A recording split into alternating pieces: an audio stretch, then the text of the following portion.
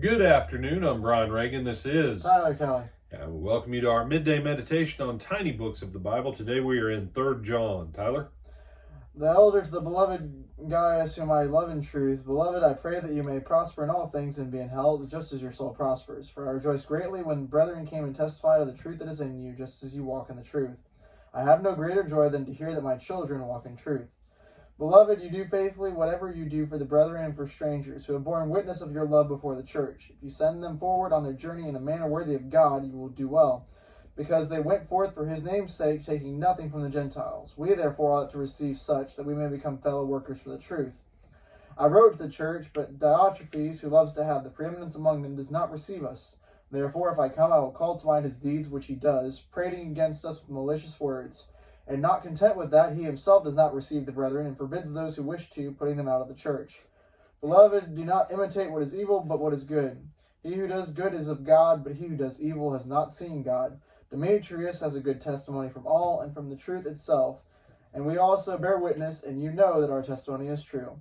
I have many things to write, but I do not wish to write to you with pen and ink, but I hope to see you shortly, and we shall speak face to face. Peace to you. Our friends greet you. Greet the friends by name. All right.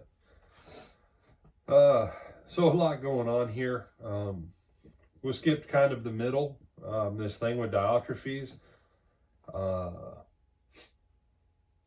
Seriously? He wants to badmouth an apostle? Especially John. Something tells me that's not smart. I'm going to heaven. I'm saved by Jesus. 1/4 of what I know about my Lord is by this guy. But I think I'm going to speak evil of him and try and turn the whole church against him. What? This guy knows smart.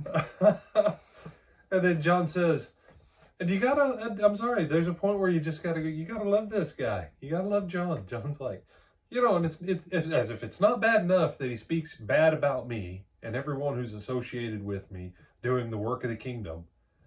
Not only does he not stop there, but he also interferes with everyone else who's trying to do the kingdom's work. In every church, there's a Diotrephes, or there might be a passel of them. In every church, there's a Demetrius, and in every church, there's a Gaius.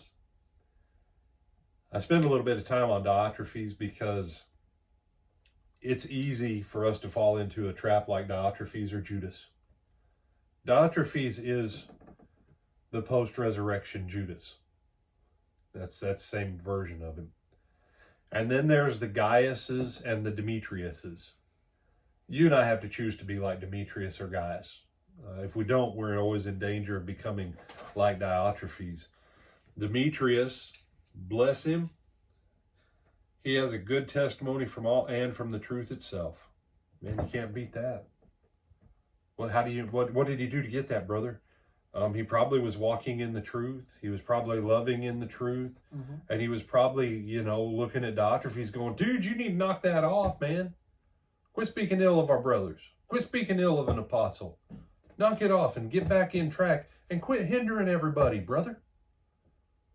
I would imagine Demetrius is one of those guys that Diotrephes was trying to shut down.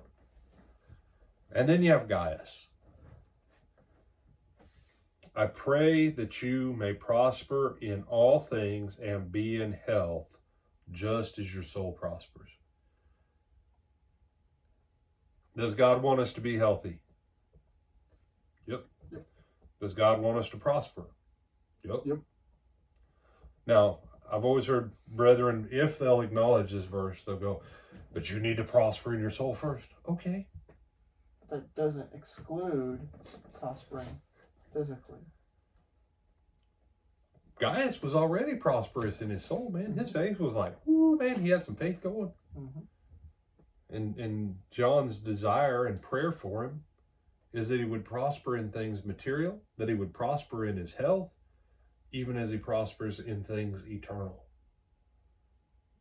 What a beautiful thought. What a beautiful thought. You say, but brother, the gospel isn't about prosperity. Well, sure ain't about poverty. You know, Jesus said to us, yeah, the poor you will always have with you. That means the people he said it to were not Poor. poor. None of the apostles were poor. That's why it says the poor you'll always have. Me, you won't. You guys are wealthy. And lest you think they weren't, Matthew wasn't poor. James and John, their dad, they had a more successful business than Peter and Andrew. And Peter and Andrew weren't hurting. These guys took off for 3.5 years and their family still had more than enough. Be like Diotrephes, not. No, rather, you say, get your soul prospering. That way your health and everything else can prosper along with it. And then be like Demetrius. Do your best to have a good testimony from everybody.